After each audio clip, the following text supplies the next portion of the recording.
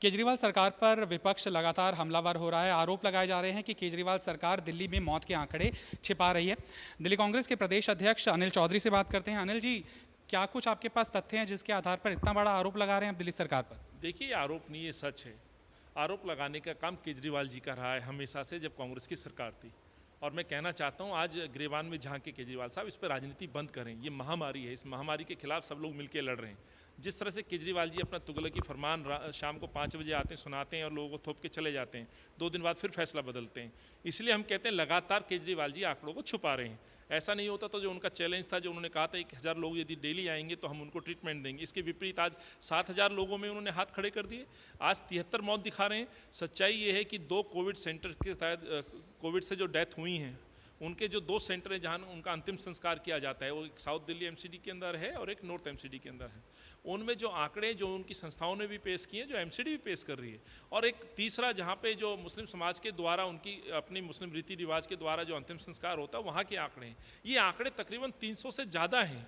और ये बात हम कह रहे हैं और डंके की चोट पे कह रहे हैं, ये केवल हम आरोप नहीं लगा रहे हैं, लेकिन वो 73 मौत दिखा रहे हैं। और लोगों को गुमराह करने के लिए कि हम डेथ का ऑडिट करेंगे। डेथ का ऑडिट करना क्या होता है? ऑडिट करना है तो आप राशन की दुकानों का ऑडिट करिए। आप ऑडिट करिए कि कितने लोगों को कूपन के द्वारा राशन दिया गया। आप लोगों को झूठ बोलने का काम आपने डेंगू के समय भी किया और आज फिर वही पर्दा डालने का काम कर रहे हैं, ये कहते हुए कि हम डेथ का ऑडिट करेंगे। यानी कि कहीं ना कहीं उन मौत के कारणों को गुमराह करके फिर नए सिरे से बताया जाएगा।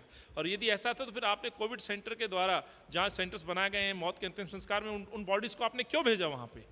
तो ये केजरीवाल जी झूठ बोल रहे हैं। और मुझे इसमें लगता है जो डिजास्टर मैनेजमेंट एक्ट के तहत कायदे, जो कानून है उसके तहत, यदि इस आपदा में प्रभावित लोग हैं तो उसका मुआवजा या उसकी सहायता राशि देने की जिम्मेवारी सरकारों की बनती है।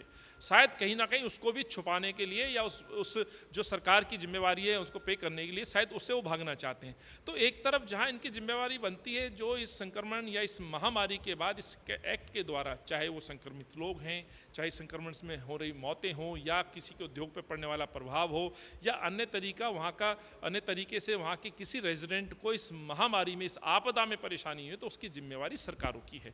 तो शायद यदि वो राशि की भुगतान सरकार को करना पड़ेगा तो शायद ये डर हो सकता है।